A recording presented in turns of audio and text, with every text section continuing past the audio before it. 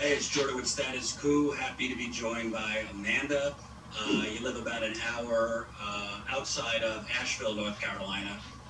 Everybody on TV is seeing Asheville and the horrifying images of just the whole community seems like it's underwater.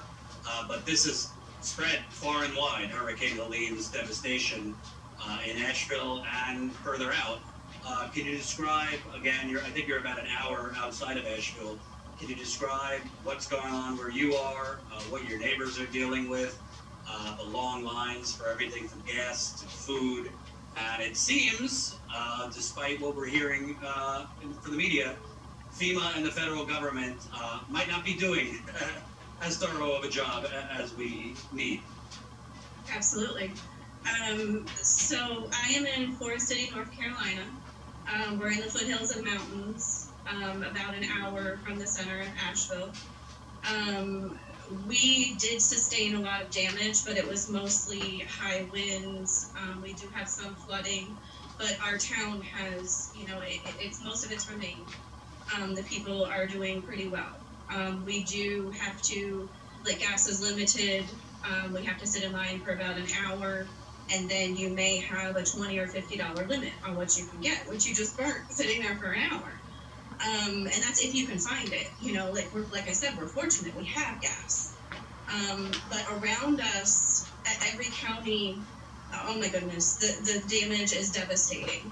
Buncombe County, Mitchell County, all around us, McDowell County, Henderson County. The damage is just incredible. I've got Chimney Rock, parts of Asheville, parts of Hendersonville, Marshall, Bryson City, Cherokee, and the lower parts of Lake Lure were or are still underwater. Wow. There are people that are still stranded. They're not getting help. They're stranded, they're landlocked, they're in floods. And FEMA, okay, so I did go up into Asheville yesterday. There's one way in and one way out. I actually made it up into Asheville and around into OT. And the damage, houses literally washed down the road, or they're covered, there's mudslides. But Asheville, there's so many dead bodies that you can smell it. The stench is becoming unbearable, you can smell it. There are that many dead people. It's bad. It's very, very, I can't describe to you how bad it is. And when you say FEMA, is it that FEMA can't get into certain areas, or FEMA isn't doing enough? They're not doing enough. Where I went to, we had family members in Asheville. We got to the house. They said that FEMA was there, asked what they needed. There's 2 babies in the house. Asked what they needed. They said, we need water and formula. They left, never came back. How long are babies supposed to wait on formula? How long are people supposed to wait on water? How long are they supposed to wait? So they were there. They know what they need. But where are they? We saw emergency vehicles riding around.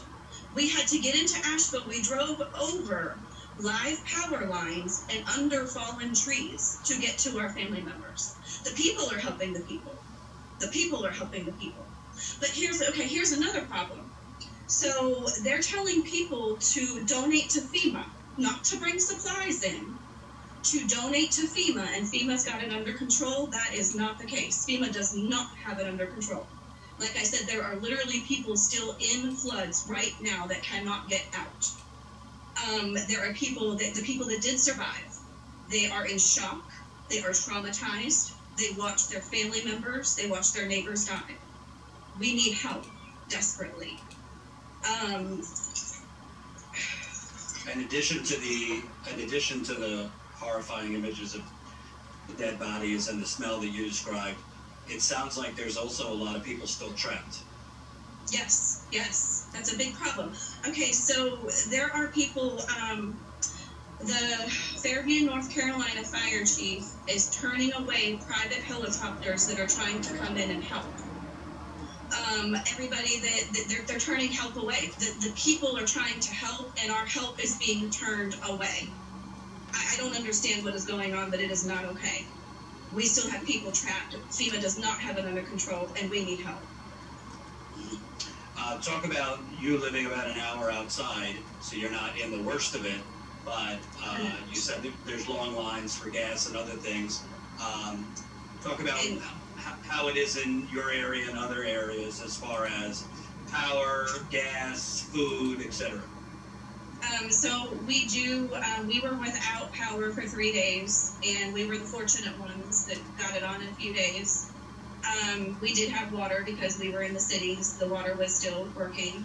But, you know, now I'm a kind of person, I have a lot of food in my house. We have a lot of kids, so, you know, we were pretty good. But there's a lot of people, so most of the grocery stores, the two main grocery stores, Ingles and Food Lion, they weren't able to open the first few days. Either they didn't have power or they didn't have staffing. So some of, you know, maybe the local Dollar Generals were open. Some of the local stores were open. So even supplies are in the short. You know, people are going to by the thousands to stores that are open because they're having to travel. They're coming down from Asheville. They're coming in from Hendersonville. They're coming in from other places because they have nothing. They don't have power. Their stores aren't open. So they're coming in from everywhere trying to get their needs. And there's just not enough. There's not enough. I just yesterday got a notice on my phone of 3 different drop points, 3 different locations in South Carolina where people can go to pick up water and emergency supplies. That's all I'm aware of at this point. And for you, you went into Asheville. Did you go in to try and help, or you went in because you have family there? You're in about an hour from Asheville. We had family members there.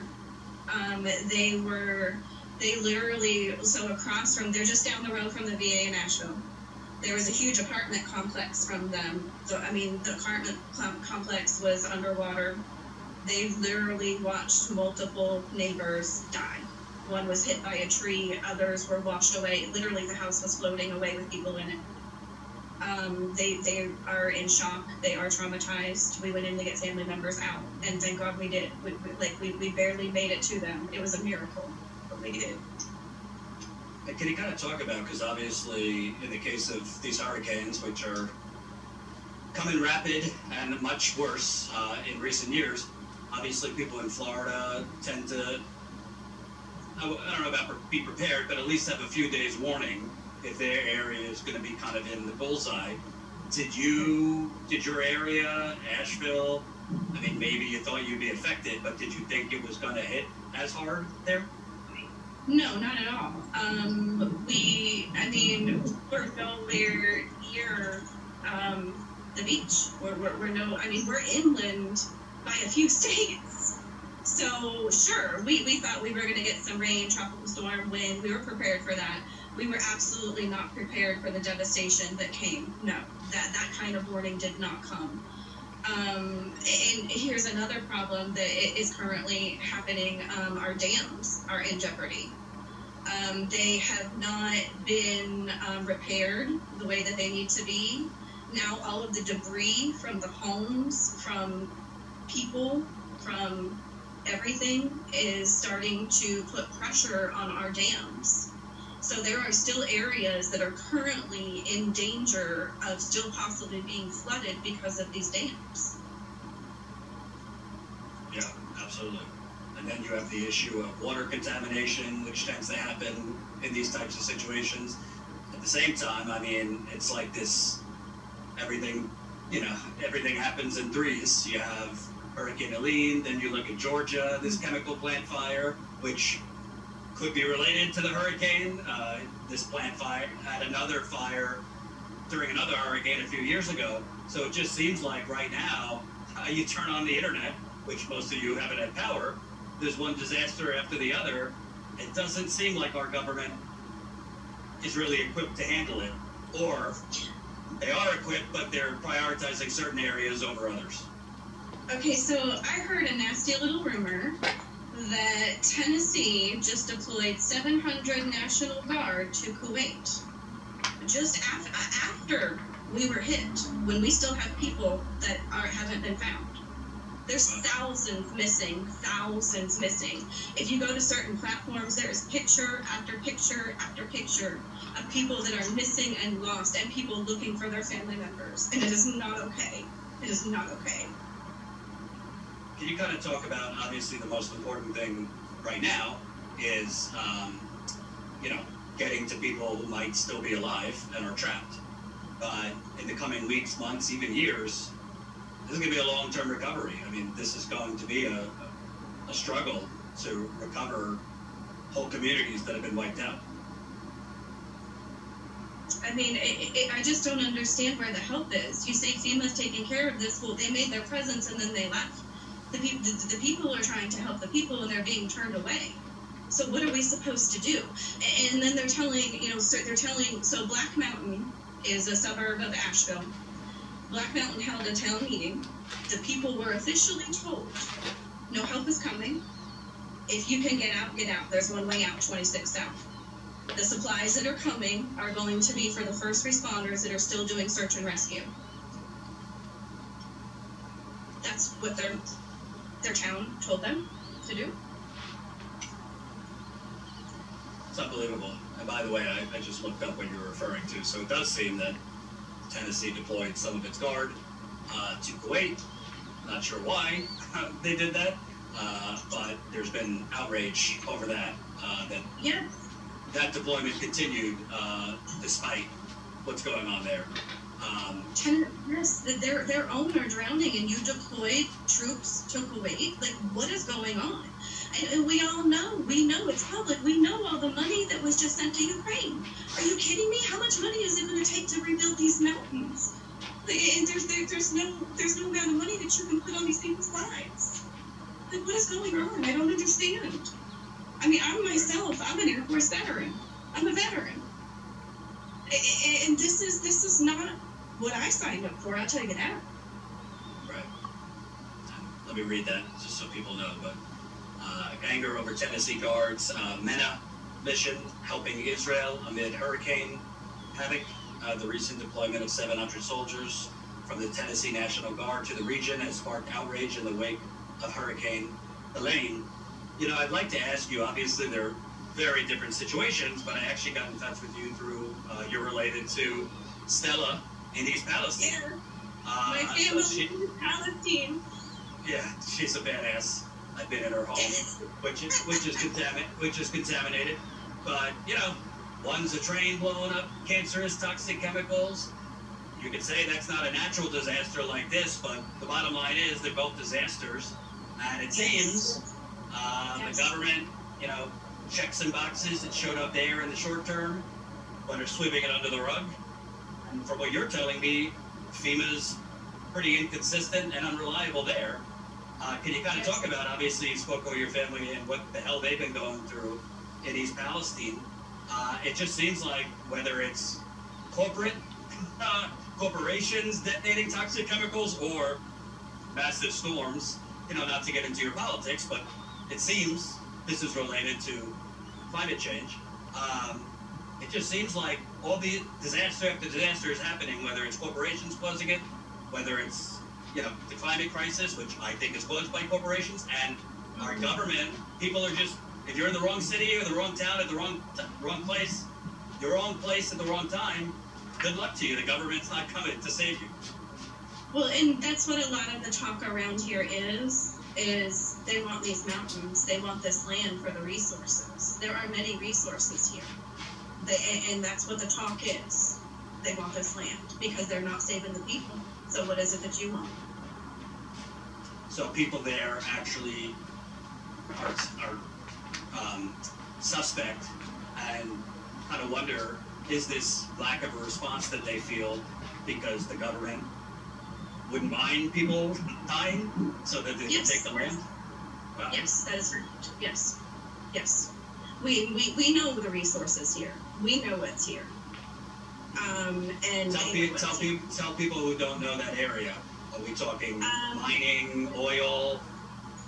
I mean, there's not a lot of people know there is oil in the surrounding county. Huge lithium deposits in Kings Mountain. There's actually another one just outside of Asheville as well. 2 huge lithium deposits. A lot of lithium in the Middle East. A lot of lithium in the Middle East too, where we seem to be going quite a bit. And I mean, just it's hard to describe. I mean, there's just a lot of natural resources here. You know, ginseng. You can grow anything. The vegetation. There's more varieties of vegetation in this area of North Carolina than anywhere in the United States. You know, there's a lot of medicinal herbs, things of the nature, and we know some of what's in the ground, but we don't know what else here. And do you think, I don't know how much you've been able to see because you had no power for a while, but when you look at the national media, sure, I mean, they're covering the hurricanes, but not as much as they're covering the presidential election. I turned on the TV and it's nonstop talk about the election and whatever Trump said and the vice presidential debate tonight. You would kind of think they'd be covering not just wall to wall when the storm is happening. Obviously that gets ratings, but they would stay on it and be investigating the claims you and others are making. FEMA's not doing their job. People are trapped. I mean, I don't really see that 24/7 on the news. I see the election 24/7 on the news. Well, that doesn't surprise me at all. That doesn't surprise me. I mean, every kind of disaster that you all cover, that seems to be the case, right? Smoke screen over here, but we're not talking about what's really going on. And I do have to take a moment to thank you guys so much for what you do. I mean, I was getting my news firsthand from you guys about my family because there was so much going on. I mean, yeah, they would let us know a little bit, but they couldn't keep us constantly updated. And, you know, we're getting news about everybody through you guys. Thank you so much, very much, for what y'all do. You know, it's kind of crazy to me. I'm not saying this to pat ourselves on the back, but I can't tell you how many times I cover a story somewhere, let's just say, I don't know, East Palestine or wherever, and I see in the comments, I live like 10 minutes away from here and I didn't know this was happening. My local media is not even covering it. I mean, it's just crazy. It's just crazy, the kind of desert of information in some places. Lastly, just talk about, obviously you live an hour there, but what should people know that isn't being shown on the news, particularly in Asheville? I mean, the way you described it about dead bodies that you could smell, people trapped. What do you want people to know? There's information out there. There's actually a story on a platform, you know, the Double T platform. I don't know if I can say it or whatever, but there's stories on there. This man was delivering supplies up to Asheville, particularly the Swannanoa area, and he described as the water was receding, there were piles of bodies, including children. The smell was foul. He went home and he checked himself into a mental institution. Jesus. His story is on the media. It is on platforms. You can find it. That's how bad it is. I just, you know, if there's mudslides, there's floods, there's down power lines, people don't have supplies. And FEMA made an appearance and left. They're not. There's no. You know, the people are rescuing the people. I did see some search and rescue, but I'm not seeing FEMA. And I was in Asheville. I was in Asheville. I was up in the disaster area. I've been to Asheville. My sister lives in Lake Lure. You know, I've been in contact with people all over. Well, we'll stay on it. I appreciate you telling me what's going on and from your eyes because you saw it. And we'll definitely keep in touch with you. Yeah, and if you guys look, I TikTok, that people are taking a ton of actual footage and showing. And I have a couple of pictures that I can send you, but it's just the damage is incredible. Absolutely. Thank you. I appreciate it. Take care. Thank you so much, Ruben.